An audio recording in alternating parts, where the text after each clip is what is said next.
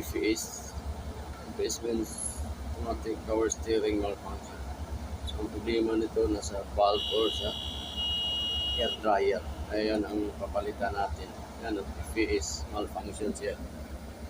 Natitirahin natin ngayon. Kargahan mo natin ang hangin. Tingnan natin ang hangin. Once may light ito showing sa dash ng EPS, so may leak talaga yan dito. Okay? Dito sa ano natin. Yan. Okay. Yan leak. Tingnan natin kung saan yung leak. Sprayan natin. So iyon ang leak mga kakamot. Kita natin. Okay. Yan ang leak mga kakamot. So ito. Okay. Yan. Okay.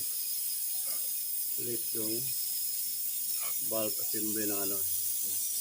Yung pinabitan ng air dryer. Okay.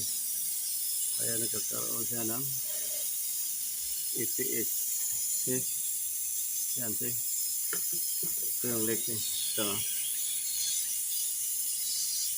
Ito yung leak na valve dito. Okay. So yun naman ang baklasin natin. So ganun lang pag twist up kung saan yung problema. Yung bagong natin air dryer valve assembly, air housing. Simple na siya mga automotive yan. Buo na yan. Okay. Yan ang palitan natin. So ito, baklasin na natin yung assembly na yan. So kasi na-relic siya. Pinag-plus ko yung air dryer. Kaya kabit natin yan maya. Ito binatanggalan natin. Yan. Kita mo yung mga linya niya yan. Yan mga airline niya.